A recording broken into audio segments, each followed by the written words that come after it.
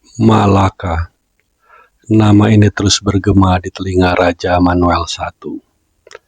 Pelabuhan yang katanya bukan penghasil rempah, namun justru menjadi jantung perdagangan Asia. Tercatat, ada 15.000 pedagang dari berbagai bangsa. Raja Manuel I dari Portugal mengutus seorang diplomat, Diego Lopes de Sequeira.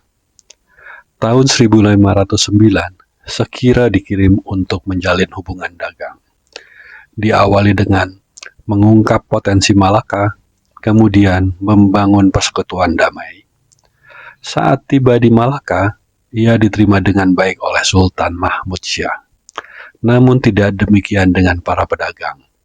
Ia menghadapi penolakan karena dianggap sebagai pesaing.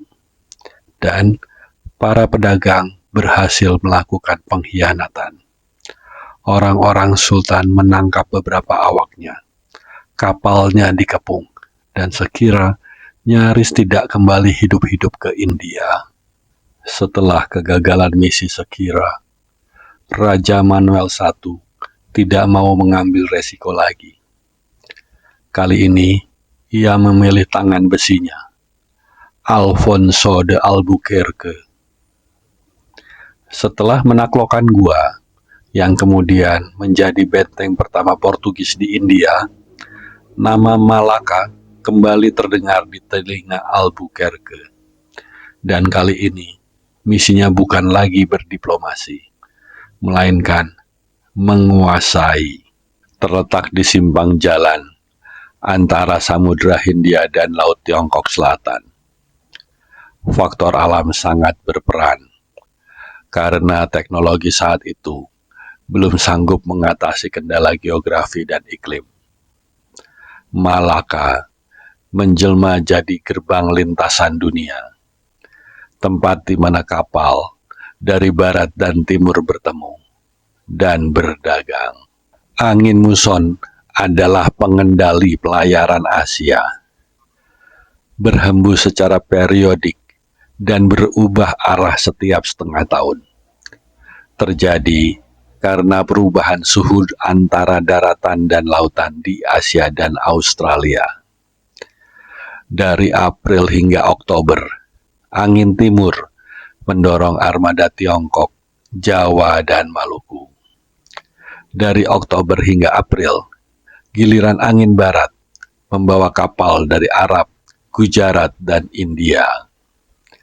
Angin muson menyebabkan Kepulauan Nusantara sebelah barat memiliki kedudukan istimewa.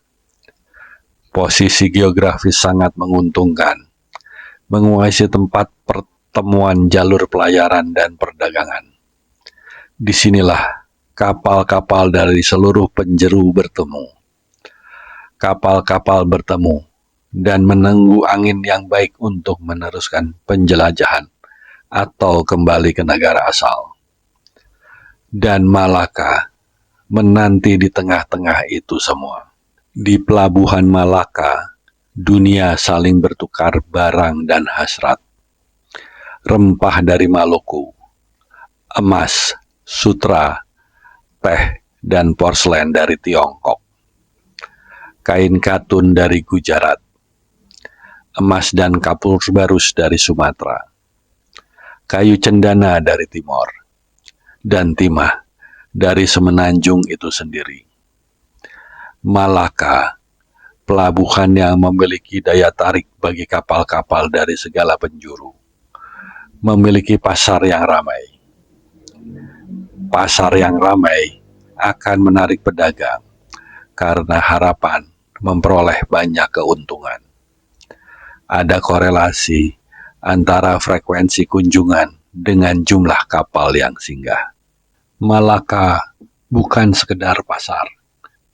Ia adalah tempat hidup bagi kapal-kapal asing.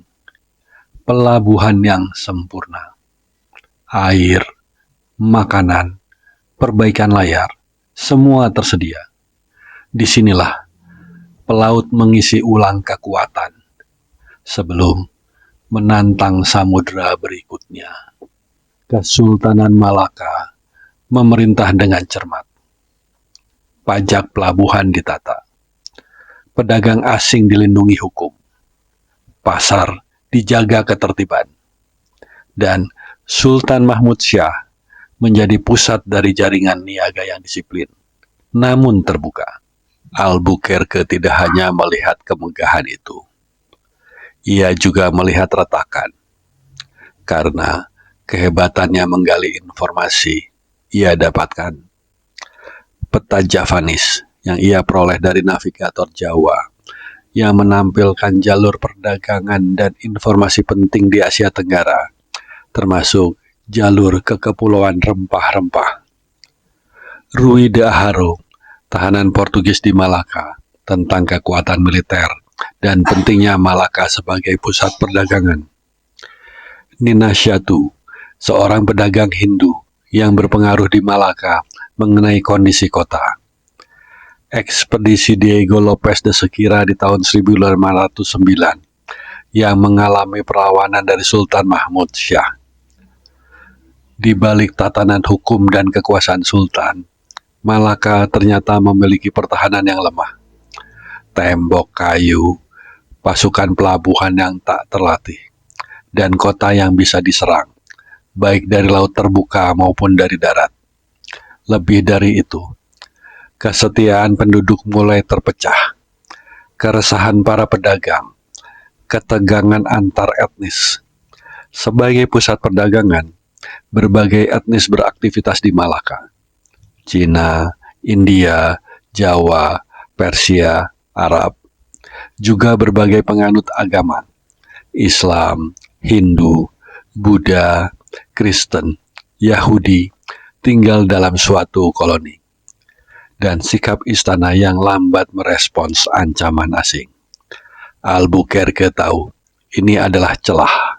Dan bagi seorang penakluk, celah itu adalah undangan. Dengan merebut Malaka, Portugis akan menguasai nadi perdagangan Asia. Dan dari sana, terbuka jalan ke timur, ke jantung penghasil rempah yang sebenarnya.